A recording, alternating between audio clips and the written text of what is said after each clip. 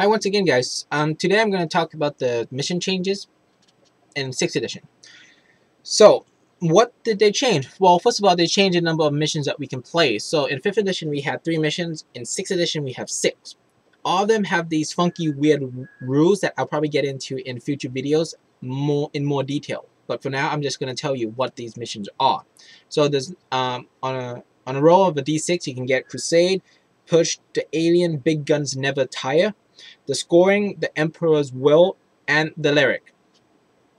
Also, they actually changed up the deployment that we can do. There's still 3 like 5th edition, so nothing much of a change. However, they changed from Dawn of War from deploying up to half of the battlefield. Now it's the classic table edge, so you get your 12-inch away from the center deployment zone, and you use the long side of the table. Moving on to the next one is Hammer and Advil. This is, I think I saw this in 3rd edition, where you use the long table edge as your deployment zone, and you still get the up to 12 inches away from the center as your deployment zone. So you just use the long battle edge instead of, no, I'm sorry, the short table edge instead of the long. Moving on to the last one is called Vanguard Strike. Vanguard Strike, it's sort of like table quarters, but it's not. You get your deployment zone is in a corner up to 12 inches away from the center. That's it. Moving on to, I'm not going to get into fortifications and terrains, but I'm just going to tell you that terrains are mysterious now, so there are funky terrains if you want to play that, like in fantasy. Also, you can buy terrain as well that gives you special rules, but you have to use the Games Workshop official terrain only to get that, which is quite... I'm not going to get into that. Now, they added something new that before you deploy your units, you have to choose your warlord. Now, what is a warlord? A warlord is your HQ choice with the highest leadership. If you have 2 HQ choices with the same leadership, you have to choose one as your warlord.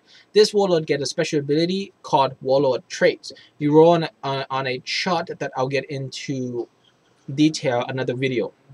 Like I said, there's a lot that they change and add. Moving on to the game, first turn, Seizing Initiative is still in 6th edition, so on a roll of a 6 on a d6, you get to go first instead of your opponent. Moving on to game length, they still have the variable game length, but they made it simpler, so at the end of turn 5, and you roll a die. If you get 3+, move on to turn 6. At the end of turn 6, you roll a die. If you get a 4+, you move on to turn 7, and turn 7, the game automatically ends. That's about it.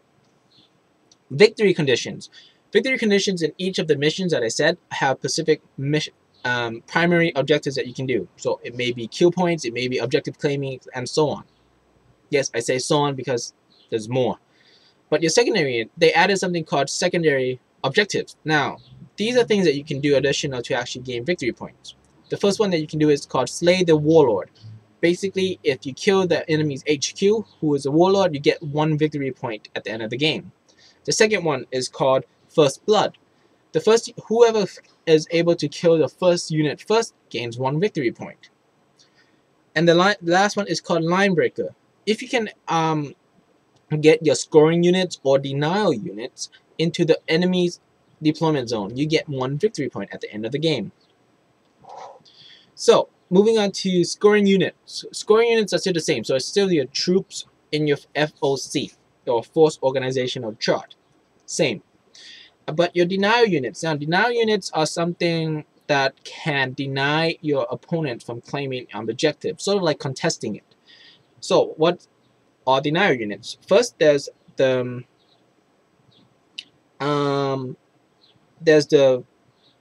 what are not denial units? That a vehicle or is a unit currently embarked on a transport vehicle. So no more rushing rhinos on objectives. You can't do that anymore. If it has a swarm special rule, so no Reaper swarms claiming objectives. The third one is that if it has a special rule that says it's never a denied unit, so sort of like the 5th edition where some units are never scoring units. Same thing. And the last one is that if the unit is currently falling back. So those are things that are not denial units. Okay, so moving on to the special rules of these missions. So there's night fighting, reserves, mystery objectives. Yep, mystery objectives. And okay, so there's three things that we need to go through really quickly. So night fighting states that it's basically the same. You have to roll on if you actually can see before you can shoot. But however,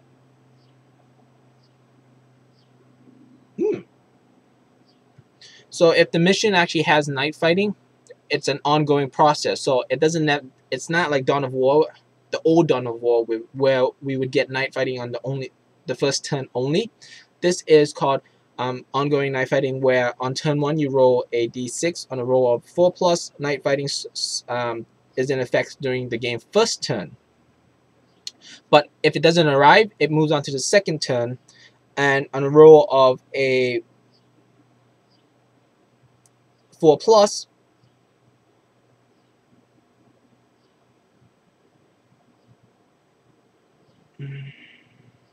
I'm confused. I'll get back to that later. I'm very confused about this one now. Okay, basically, I'm going to end this video now. I'm going to get back to you very quickly about night fighting and this mission special rules and mysterious objectives, and getting maybe into more detail about scoring units and denial units. But anyways, thank you for watching my videos. I apologize that this video is sort of random. Not random, but I'm not really prepared for it because there's a lot of changes made to the missions that I have to go through. I'm trying to summarize it as best as I can. Anyways, please subscribe to my channel to actually keep up to date with the videos. As I said, I'm not going to specify how many videos I'm going to make per day or when I'm going to upload them. So subscribe to keep track of them.